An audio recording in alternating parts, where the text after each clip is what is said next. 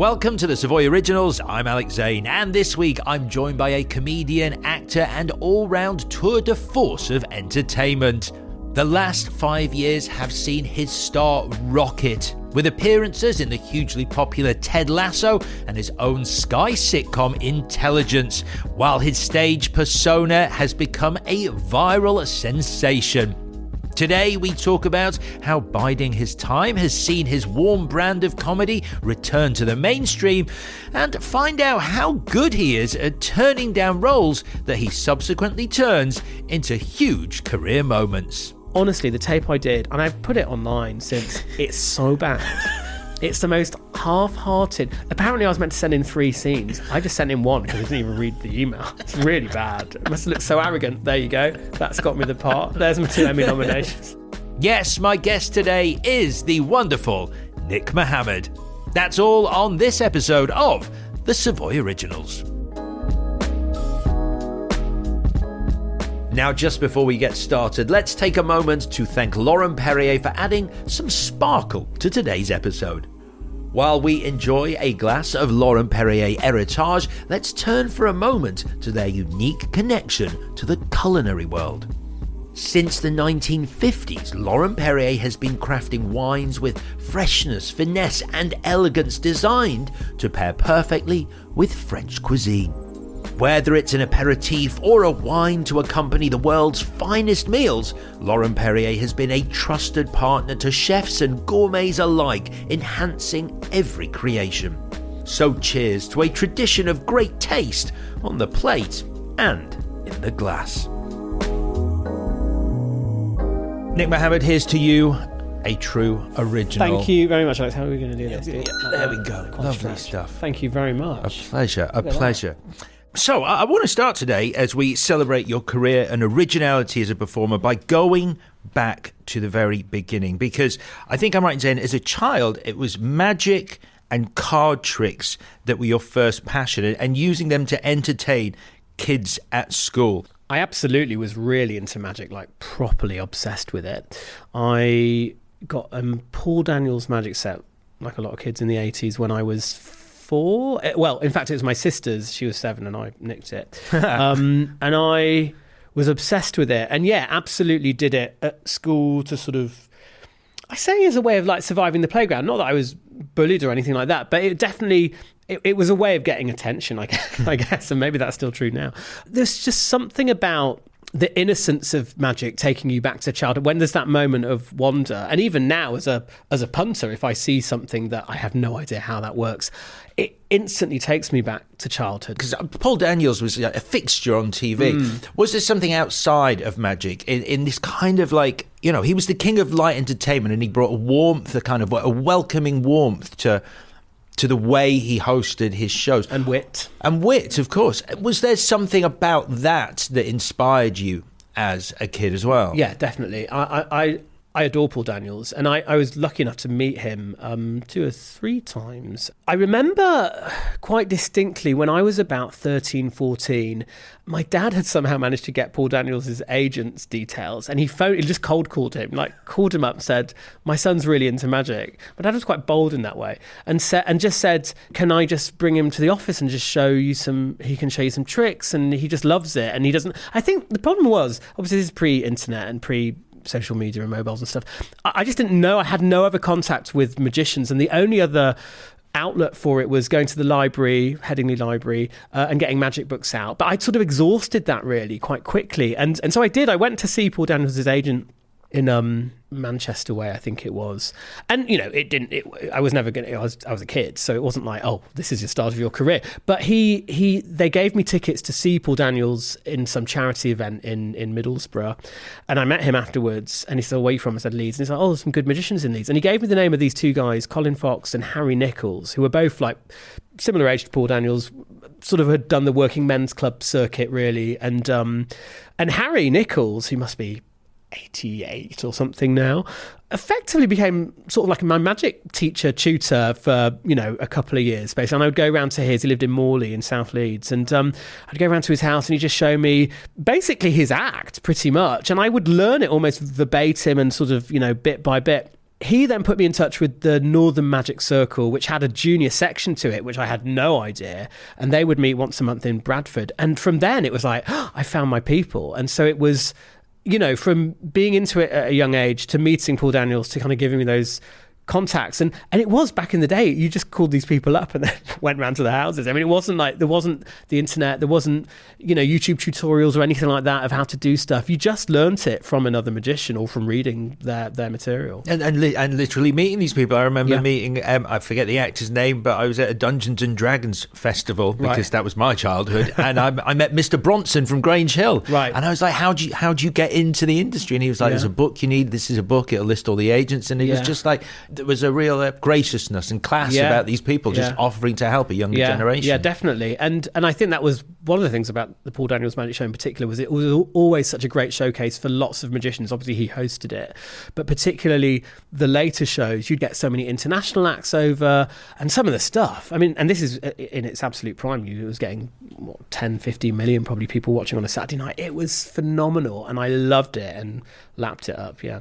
So that's the magic. But obviously, we know you as an actor. Now, when did you first become interested in drama? Because we've had guests on the show who've gone into entertainment, specifically acting a lot of the time, who really found that in the drama club at school. That was where their passion was ignited. No, I didn't do drama, GCSE, A-level, didn't go to drama school. It was really late. I mean, I was in my 20s, really, that I got into it. And I was always into comedy, and I guess all the magic that I did would have a comedy sort of slant to it. I would sort of have, I mean, I say funny, it wasn't funny really, probably, but patter. I always do like funny patter, again, probably inspired by the likes of Paul Daniels and so on. And so I knew I was into comedy. I loved watching comedy on telly as well.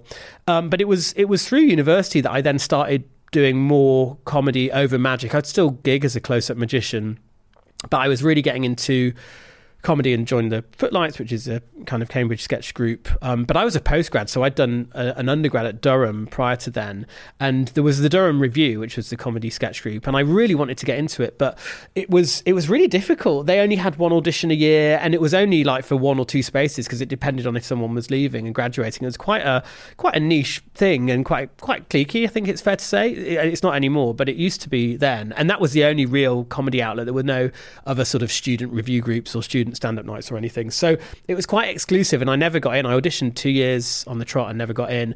So when I started doing a postgrad at Cambridge and realised that with the Footlights you could just audition every 2 weeks, and if you got in they would do a sketch show every 2 weeks, and you could audition with new stuff, and if you got in, you got in, and it didn't matter if you didn't, because you could audition again in another 2 weeks. And it was through that you then start to collaborate with people and do sketches, and I was doing character stuff rather than stand-up. But it was then that I sort of started to properly think of it as a possible career. Not that there was any guarantees, but I guess because certainly with Footlights, and it's a real privilege to say this, but there was such a tradition of people having gone through that process and actually making it, for want of a better word. And so that does instill something in you. You think, oh, well, maybe it's worth a shot, or maybe I could give it a go. And the reality is you graduate, you don't have any money, you have to move, I moved to London in this instance, but and then was temping at Morgan Stanley in the day and then gigging at night. So I'd go to Morgan Stanley with like wigs and weird things in my bag. But yeah. So it was because at this point you are, you're doing academia, you were doing geophysics at Durham, and then you went on to do seismology. Yeah, at Cambridge, yeah. Was academia a safety net for you in case the comedy didn't work out, or was the comedy more something that was sort of pootling along in the background, but really you were kind of serious about a career in academia in some way? Which way was it? It was the former, actually. It was weird. I have it was really oddly romantic that it must have been, I mean, we're going way back, 2004, 2005. And I got into the show. It was another audition within Footlights where it was going to be the show that would then go up to the Edinburgh Festival and then do like a national tour in September. And there were like 5 places, and I got one, and it was like a dream come true because it was quite competitive to get it, and it was the one to kind of get because it was a big stint, and a lot of it was subsidised as well, so they would pay for your accommodation, not everything, but it was covered, so it was like, oh, what a privilege. And the people who were on that were like Sarah Soleimani, Johnny Sweet, and so it was, and who have become like great friends and stuff. So I I got it, and I had to ask my supervisor. I said, well, I'm going to need to take at least 2 months off my PhD to do this. And he was genuinely so understanding, and he was like, well, yeah, okay, fair enough, but you got to crack on. And I remember so vividly walking away from the Bullard Laboratories, which was where I was based in Cambridge, and I turned back to look at the building, and this is end of July. I just turned back and I just knew I wasn't going to go back. I absolutely knew, and I had no idea what was going to happen or how Edinburgh might go, whether it would lead to anything or get an agent, but I just knew for some reason that no, that's a really important kind of point in my life. And I just knew, and I really had such a strong feeling about it. It was very odd because I've never really had that with anything else, I don't think. So you were doing part-time work at Morgan Stanley, and you were on the comedy circuit at this point here in London. That point, you were doing it doing open spots and stuff, really, rather than anything substantial. But so this was the noughties, mid-noughties, yeah. So what was your perception of stand-up, the kind of stand-ups that were seeing success at that period, compared to the kind of comedy that you personally wanted to do? Yeah, I mean, telly was one thing. There was a lot of stuff on telly that I loved and was like, I think I could do that, or I'd love to do that, I'd love to write it. Not that I had the skills or the knowledge base to think, oh, I know how to write TV scripts or anything, but I would see stuff and think, oh, I love that. The live circuit was quite, I was going to say just quite toxic back then, very competitive, very alpha male, very stand-up heavy. I'd never done stand-up. I always would go on stage in character and would play various characters. So it was sort of a little bit going into the Lion's Den, I think, in the first instance. And I remember quite vividly doing nights at, there was a club, you'll remember it, called Ginglick. You remember the Ginglick in Shepherd's Bush? I don't know if it runs anymore. It's the one that used to be an old toilet. Yes, and they converted it. Yes. It's underground. And I would come on, and we had the same promoter, a guy called Christian Knowles, who's lovely. Oh, yes, he still runs the boat gig. He does, absolutely. At Tattersall Castle, right? And is that one? It is the one on the embankment, basically. Yes, that's the one. Yeah. And he just put me on this night, because he was going to be taking me up to Edinburgh, and he represented these other acts as well. And because I was doing character stuff, and I was like, oh, I've got costume changes. They were like, oh, okay. So maybe we'll put you on sort of in between the acts. You can do like 4 characters or something. And it was really kind of him, because I guess I was trying out material. But all the other comics hated it, because they're like, I mean, this is just disrupting the night, because I wasn't really going down that way.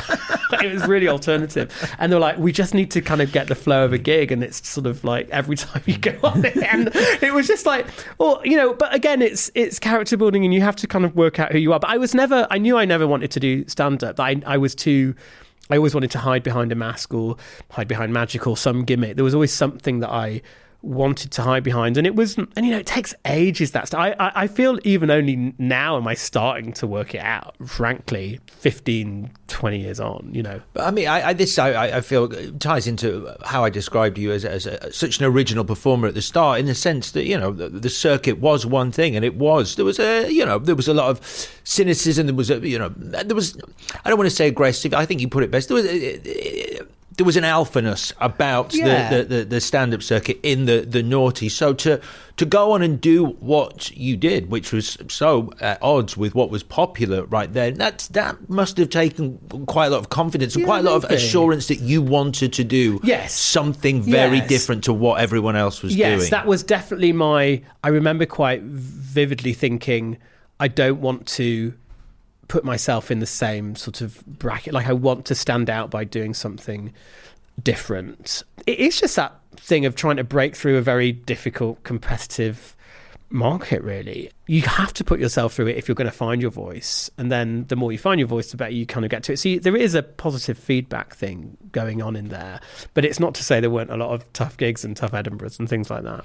I mean, well, let's talk about Edinburgh, because as I was just saying before we started, it was 2010 when I first saw you doing Mr. Swallow. And Which was the first hour I did. That was the first time I did an hour just as Mr. Swallow. The rest have been multi-character shows. I didn't know this at the time. This is until I started researching for this interview, because he seemed like such a complete creation. Well, it was based on a teacher that I had, and she would just use that platform as a teacher to sort of spout anything and everything at us, from stuff was on the syllabus to like her views on capital punishment. Like it was just, she would just use it as a platform, and so innately confident, but without having any of the but also being simultaneously incredibly clumsy, tactless, verbal diarrhea.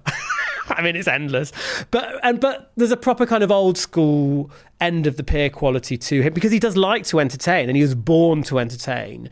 But there's always maybe a sense that he's not quite, there's a slight desperation to him, a slight sense of him trying to, reach for more than he's probably really good enough for. So there's a slight, and as a result, a slight delusion of grandeur. But I guess the sting in the tail with Mr. Swallow in the live shows is often he'll present as this, and then actually at the end he does manage to achieve something. So whether that's like in the Houdini show, there's the water tank filling up and he's like, well, I've not learnt it. And, there's all this sort of stuff like, has he or hasn't he? Is he just pretending? Is he doing that for a theatricality or whatever? And then goes through with it and it actually all works and stuff. So I quite like the sting in the tail of doing a little rug pull at the end. But yeah, would I want to be friends? I kind of would want to be friends with someone like that, because I'd find them hilarious, like really funny.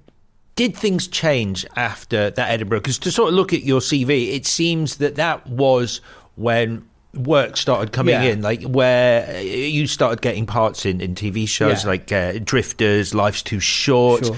Did that all come off the back of the success of that Edinburgh debut? I think it probably did, actually. It was in between that and the 2012 show, which was the sort of second Mr. Swallow lecture. They were the ones which definitely I felt confident in saying, oh, I'm an actor as well, and I'm writing stuff for telly. And again, still no guarantee, still didn't know what I was going to be doing in like a year's time. It was still very much sort of, okay, I'm all right for the next 6 months or something. But I definitely felt comfortable in that I guess I don't mean this in an arrogant way, but that I had something that is worth kind of pursuing, really. And that with Mr. Swallow in particular, that was my way to find an audience, and that was my point of difference, I guess. Not to say that there haven't been other characters or other character comics, or that, there's lots of northern comics and things like that, but it just felt like that attitude, that persona, that kind of old school vaudeville variety type act, sort of based back on, Paul Daniels, really, that there was an audience for that, and that it was a really good way to communicate my sense of humour, basically. I want to ask something that we ask every guest, because comedy is notoriously tough and a fickle industry. So why do you think you have succeeded where so many people have not? Oh, God, I can't answer that. I don't know. I mean, it just comes down to tenacity. I'm very lucky in that I feel, I'm blessed with strong mental health. I've got strong sort of positive outlook. And I've just had a very good support network. All the comics that and people like Johnny Sweet, Simon Bird, Joe Thomas, all those people, we were all at university at the same time. We've all supported each other. We've all asked each other questions and try and sort of find our place in it. And Ed Gamble, Nish Kumar, we were all doing it at the same time. And we just all talk to each other. I mean, it is supportive, and actually character and sketch, as much as I said it's very competitive, like an alpha, that felt to me more like the stand-up circuit was like that. People who were doing more character and sketch stuff, or at least started out in that way, there was a lot more collaboration because you are in each other's work. You end up supporting each other in different capacities. So that really helped. And the fact that everyone has bad gigs, and knowing that is part of the sadly is part of the process. You can't start and be the best that you're going to be. And that's never happened. And I mean, so many people have said this before, but any success, any degree of success is founded on a series of failures, right? And as long as you're constructively learning from those failures. I mean, of course, if you're failing every time and not learning, and you're adamant it's someone else and not your responsibility, then maybe you should stop. But there was always, even in the worst shows, there was always something to take from it. And,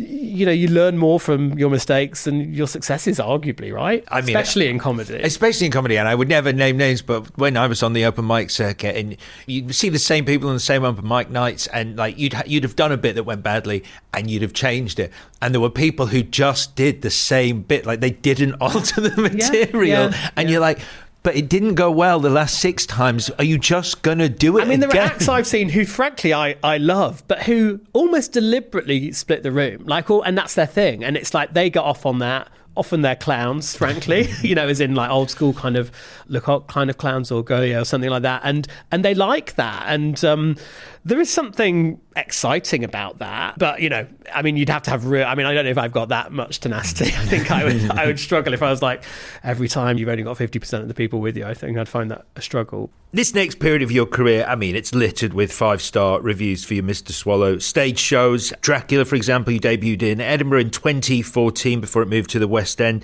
A show which The Guardian call you comedy's best kept secret. So, like, how does that sit with you? Were you happy being recognised as doing great work, like, within the comedy community and the comedy literate audience? Or were you sort of thinking, you know, I want to be bigger. I want to expand beyond the Guardian Edinburgh reviewer? Yeah, it's a really interesting sweet spot, that, because of course the best compliment someone can pay you is from one of your peers or someone who's in that same line of work.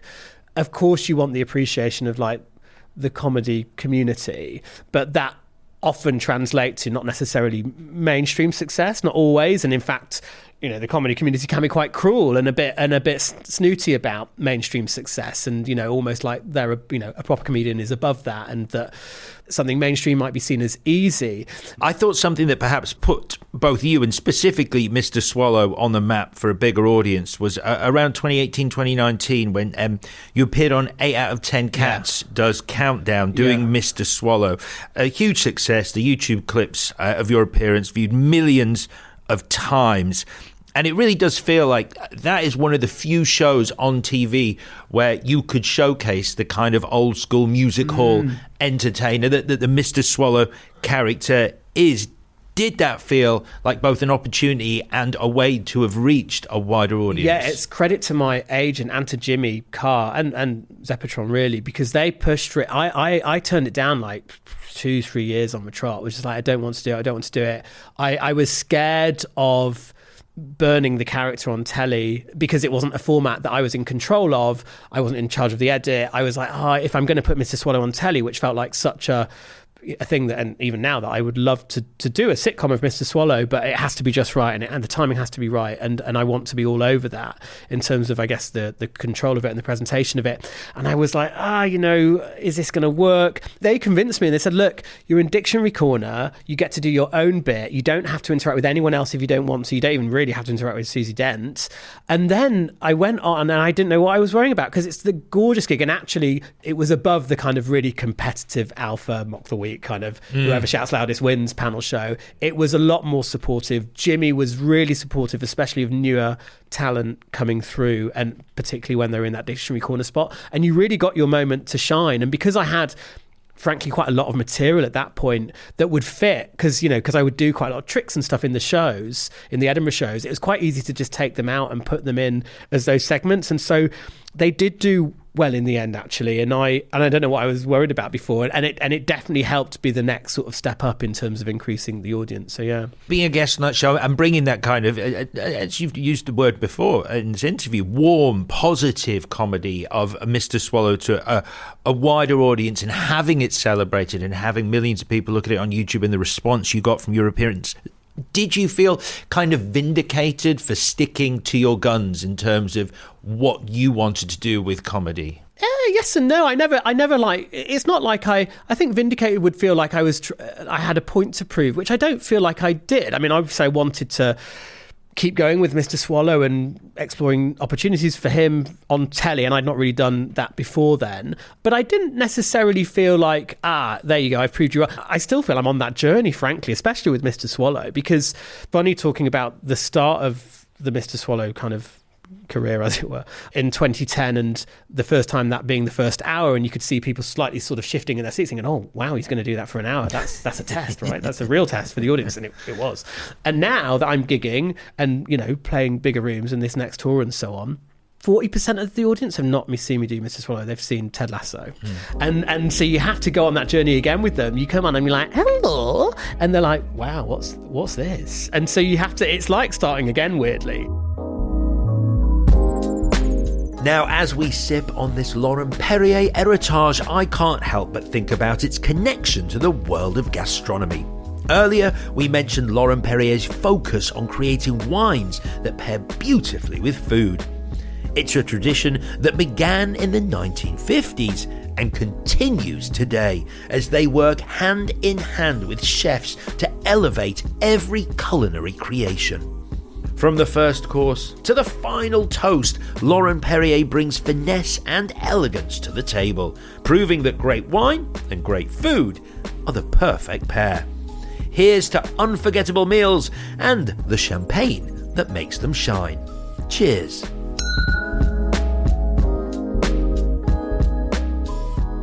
I want to talk about a big year for you, which really feels like a sea change year, which was 2020. The pandemic.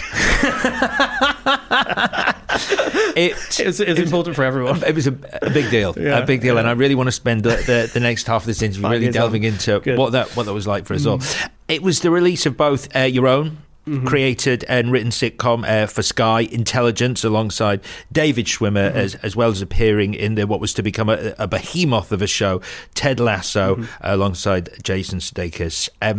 This really saw you become a much more of a mainstream name. I want to start with Intelligence because, like I said, you created and wrote the show. How did it get greenlit? What was the process? So it was one of those slightly long-winded things. Julia Davis and I had developed, had been working on a sitcom called Morning Has Broken, which was a spoof of like a morning TV thing. Still on YouTube, I think you can find it somewhere. But it never got released officially, and it for various reasons, it didn't end up going to series. And one of the co-financers of it, it's such a long-winded story, but basically was Sony Studios. And David Schwimmer had been doing some work with them, and or even informally, the heads of Sony Studios sent this to David, said, "Oh, you'll really like this, right up your street," just as a kind of, "Oh, you'll enjoy it," not as a work thing or a professional thing. And David loved it, and I think had met Julia before doing some improv stuff and or some theatre thing, and just got in touch and was like, "I'd love to hang out with you guys and do some workshop improv, and if there's ever like a role for me, maybe work out what that could be, if it gets picked up." So we just had this glorious 3-day, and I was like so starstruck. I mean, it's mad. When I got that phone call, I remember my wife was pregnant with Finn. And this was back in 2015, I guess. I remember like putting the phone to her ear so she could hear it was actually him. I was like, it's him. It's really him. It's Ross from Friends. But I mean, he's a gent. I mean, and I love him, and we're in, obviously still in contact and everything. But anyway, that didn't work out. Did Morning Is Broken, but David had said to me, like, look, if you're ever writing anything and you can think of a thing that would justify an American being in it, then just let me know. And about a year or so later, I had a script commission from Expectation, who produced it. And I'd always liked the idea of setting a sitcom in GCHQ because I felt it's naturally funny that there are these huge national security sort of stakes and these sort of oddballs going around who are quite socially inept, I guess.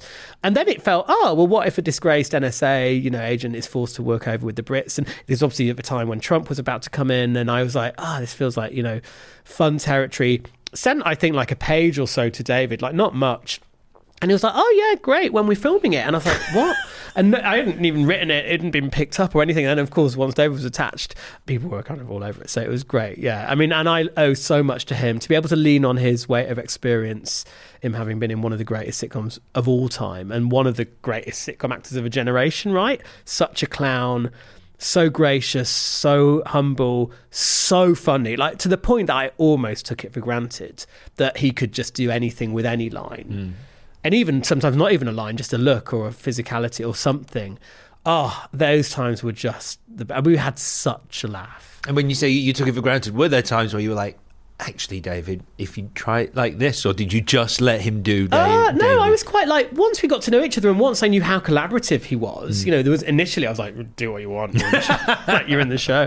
To be fair, I found series 1 quite tricky, if I'm honest. It's the first thing I'd written as a full series on my own, and I there was quite a lot of voices in the mix, in all honesty, but I found my groove in series 2 for sure. I had a little bit longer to write that, again, because of lockdown had meant that we delayed by 2-3 months, and he would take notes, and he would want to work a scene, or he'd improv bits, and he was so all of us, everyone in that show was, and I was really proud of it. And it's weird because it's now on Netflix, and that only happened about 3-4 months ago.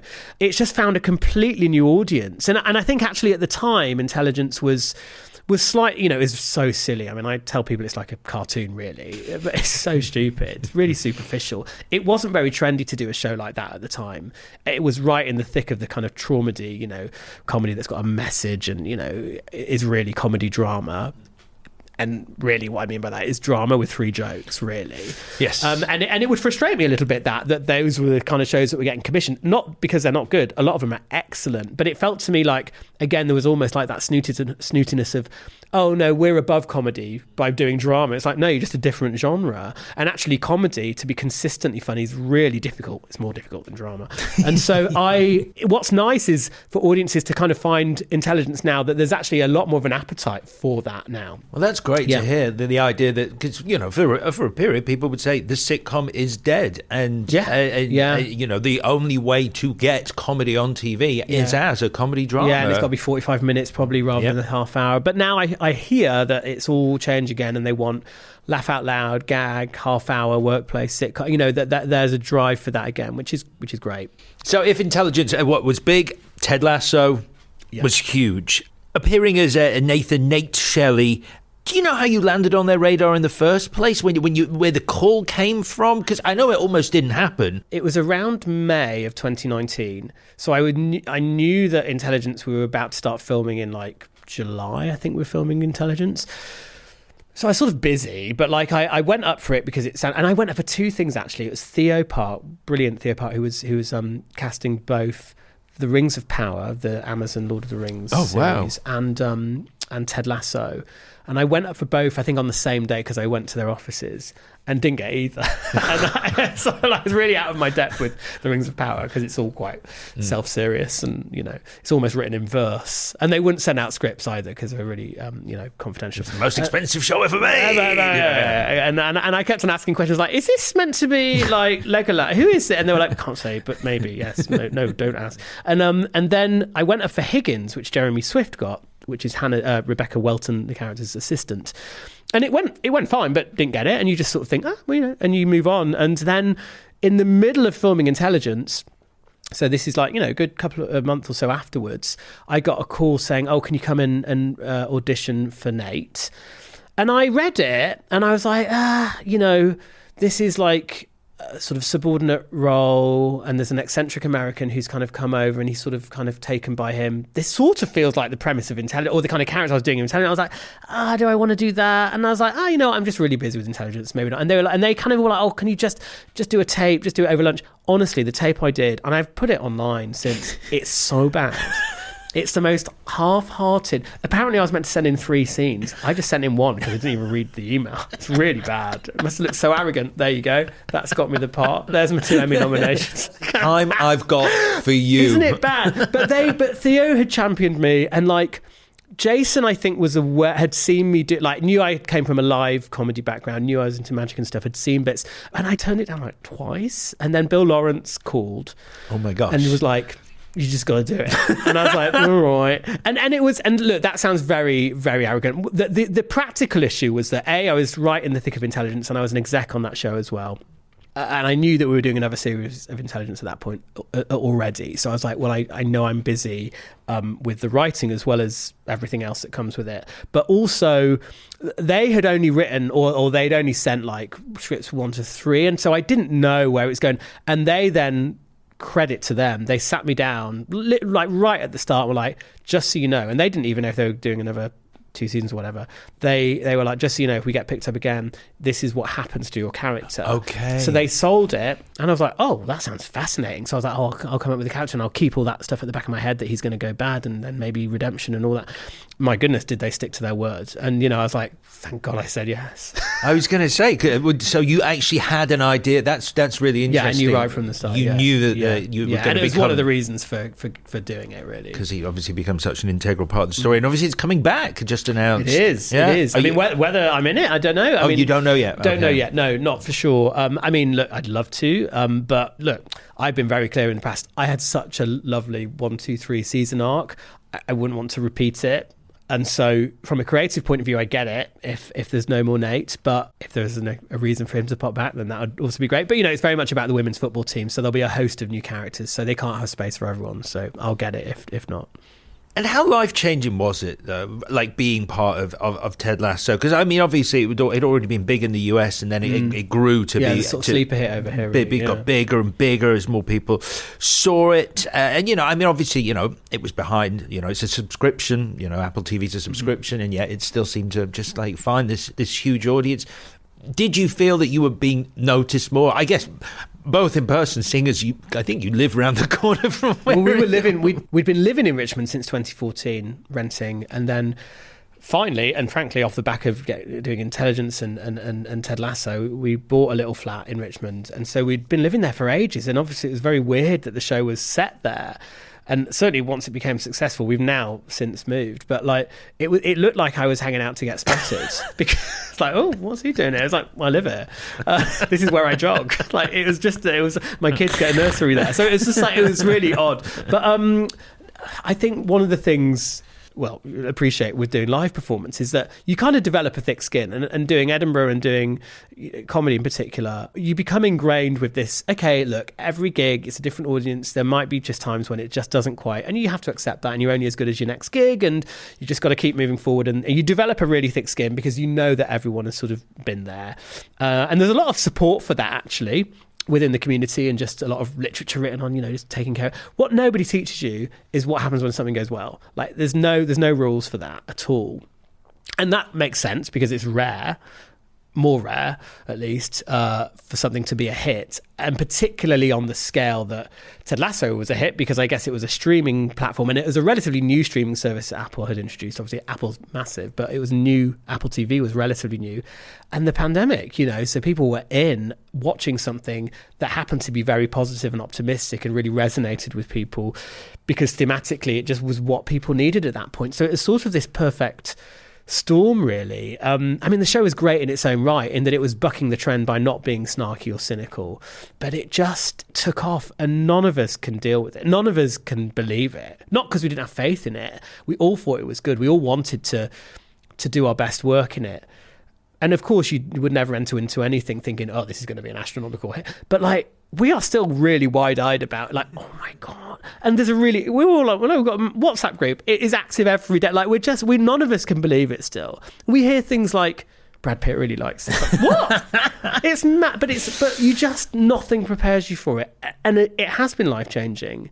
It is life-changing, and it's weird. And I feel like I'm still going through the change now, even as people continue to get Apple TV, and so it's that weird thing. I don't think I'll get used to it. I'll forever be grateful for it. I mean, but yeah, it's like the indirect consequences of that are things like people coming to Mr. Swallow gigs and then being like, what the hell's this? You talk once again about, your comedy has always been very warm and inclusive, and suddenly you're in, this huge show, which is all about that. Like I said earlier, it's almost like the world is caught up with the brand of comedy that you've been doing from the start. Yeah, no, that's nice. And actually, I think all of us feel it's nice to be a part of a show that has made its impact on the world. Like it just has had that, whether it will continue to have that impact, I don't know, but it'll always represent like an emblem of a type of show, basically, that has done that, and it's really nice to be associated with that, and not to name shows or individuals, but I've had friends who've been in very successful shows and comedies, and actually the landscape has really shifted, and actually when you rewatch them, you're like, I don't know if this is quite acceptable anymore, or it's just times have moved on, and that's fine. And as a society, we make those shows the big hits that they are, of course, and society changes. But because it's so positive, Ted Lasso, and I think optimism and hope and love and is always thematically going to be a really good thing, I think. So yeah, it feels such a treat to be a part of that, and such a wonderful cast. Like, we're all very close. It would be a strange world-turning exercise if suddenly Ted Lasso was like, God, that was of its time. I don't know what would need to happen. Why are people being optimistic still? Yeah. I want to ask you now something we ask all our guests, because you've traversed the entertainment landscape. You've worked in film, TV, on stage. With all the experience and knowledge you now have, what do you think it takes to be original? Time. Frankly, time, because you can't start off original, and I think it's fine. I've heard Darren Brown talk about this a lot, because goodness me, I'm a huge fan of his, and he's spoken a lot about, at the time that he was breaking through with his Channel 4 shows, there were hardly any mentalists. within Magic Now, there are tons of mentalists, and a lot of them are very derivative of Darren, and it's sort of difficult not to be because he owns that space. And he has spoken incredibly wisely about it, as I guess he's become more experienced and older and just more at ease, I guess, with who he is and what he does, that actually it used to really piss him off, I think, when he saw people who were imitating him, or because you'd think, well, that's not original, that's what I've done, and but actually it's fine to be inspired, and it's just all part of the process of trying to work out who you are, that you actually do have to take from, oh, I love French and Saunders, and I love that when they do that kind of thing, oh, and I love the nuance of The Office, and I love that, and I'd love to do that. And obviously you try not to imitate, but you can't help but be inspired by everything that's come before you. And actually then you put it in your melting pot of who you are and try and be authentic. But it's really difficult, and that stuff takes time. And as I said before, I feel I'm only really starting to find that and be really comfortable and confident with it now, in terms of, oh yeah, I feel like I own this. Like, and if someone else did this, it wouldn't be the same as me doing it. And again, not in an arrogant way, but just I feel like this has been the culmination of 20 years, or, even further if you talk about the impression of the teacher I would do in school playgrounds. So, it just takes time. We've touched on the success of Ted Lasso, obviously 2 Emmy nominations for your performance in it. And you've mentioned this already about Ted Lasso fans now coming to see Mr. Swallow, which is obviously a very different creation to your character in Ted Lasso. Because Brett's been doing a lot of stand-up in the States, and I did a gig in New York. It's the first time I'd gigged in New York. As Mr. Swallow? As Mr. Swallow. Of course. And it was in the town hall. It was like 1,200 seater. It was packed because of Ted Lasso, not because of Mr. Swallow. and I did an hour and 10 minutes. And you could just, it was just the first 10 minutes, it's like, here we go. Come on, so this is it. Yeah, this is it. You slightly have to lead them by the hand a bit, but I do like the challenge of that. It went well. Okay. In the end, it went well, and they are some of the best gigs in terms of the most rewarding gigs, because you feel like, oh, I've got 1,200 new fans now, or you kind of think, oh, I've done my job as a comedian. Don't get me wrong, it's delightful to go on, and you've already won them before you even step out, because they know the character, or they know what the base joke of the character is, so they can just get on board. But there's something rewarding about someone being unsure and then being like, no, I like it. Because you're a character, I guess, with Brett, for example, he can actively reference Ted Lasso. Sure. But I still reference it. Oh, you do? I do. Increasingly, I've decided that there's no point in hiding away, because people know it's a character. Like, they do know. Deep down, they know it's a character. I've found that the safest way to kind of win them over is like, right, come on, who's here because of Ted Lasso?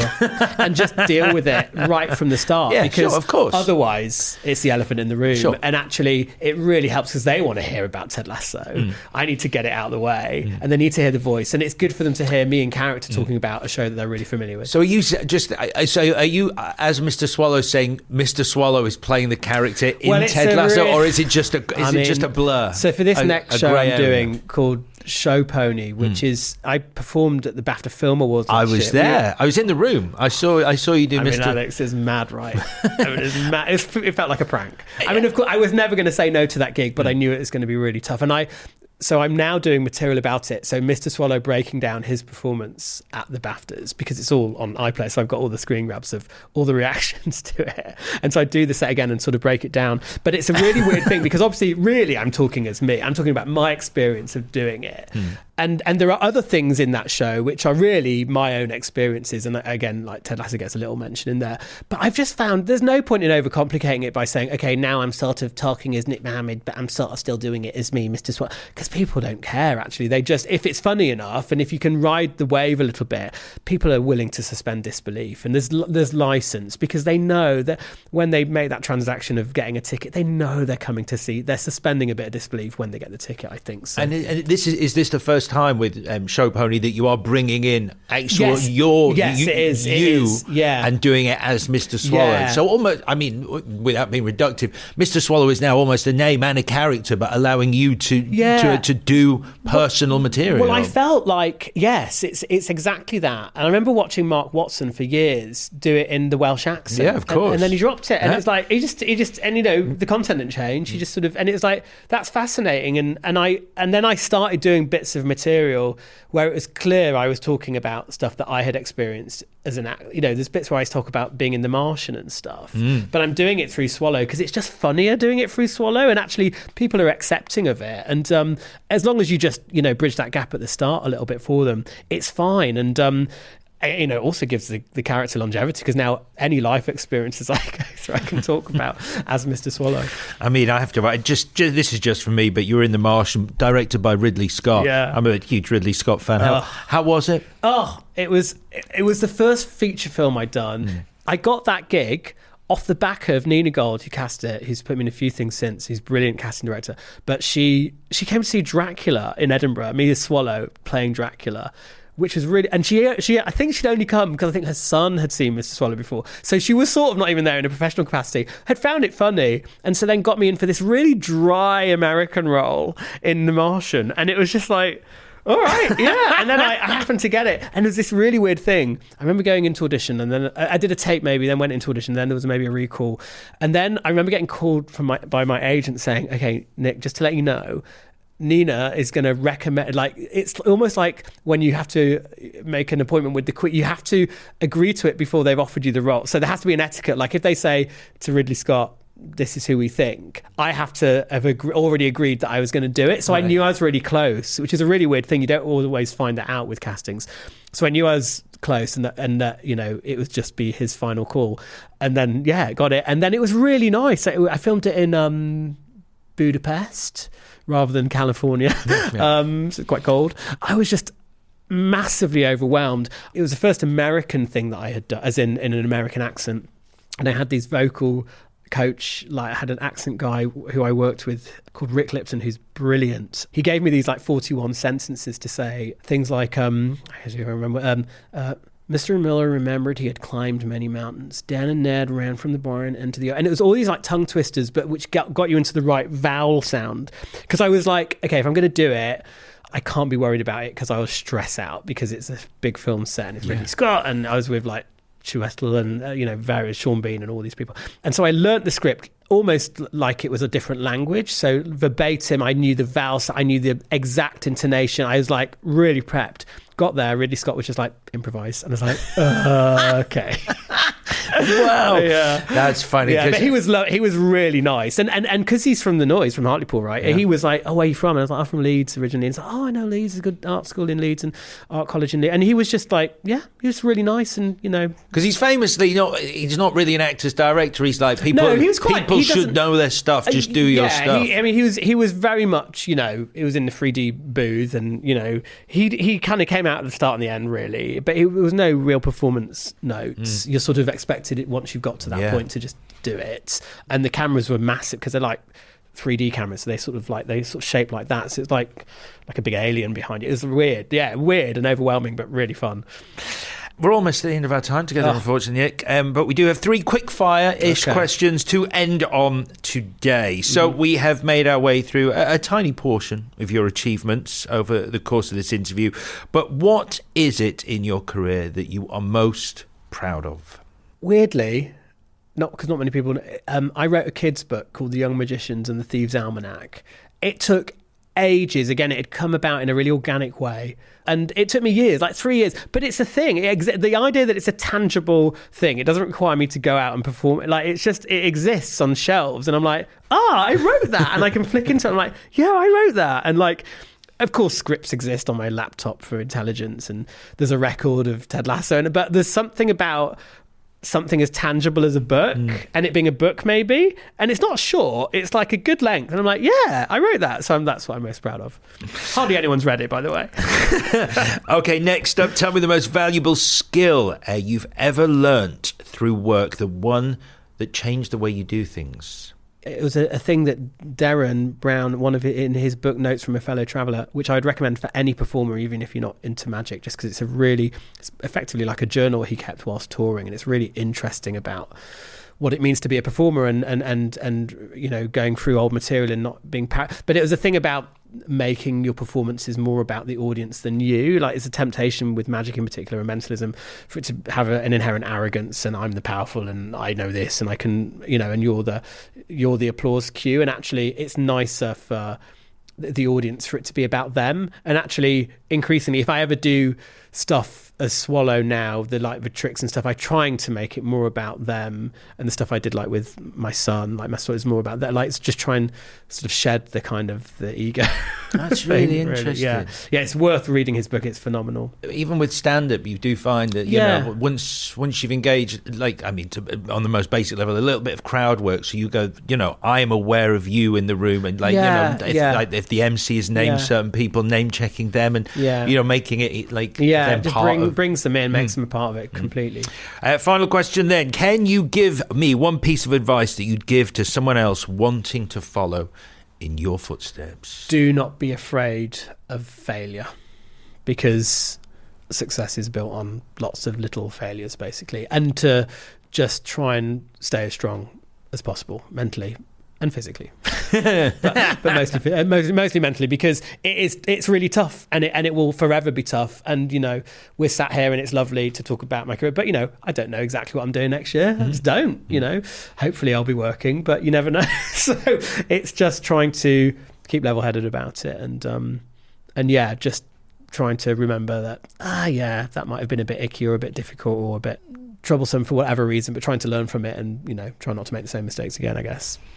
Well, the next thing you are doing is Show Pony. Good luck with that. It's been a pleasure talking to you, Nick. Thank you so much. A final cheers. Thank you, Alex. Pleasure. Thanks for having me. Absolute pleasure. Oh, look at that. And that's it. Thank you to our producer Matt Hill at Rethink Audio, to our sponsor Lauren Perrier, and of course to Nick Mohammed for coming in today. Join me again when we'll be opening the Savoy's Little Black Book to welcome another celebrated guest and ask them what it takes to be a true original. Until then, follow us on Apple, Spotify, YouTube, or wherever you get your podcasts. Bye-bye for now.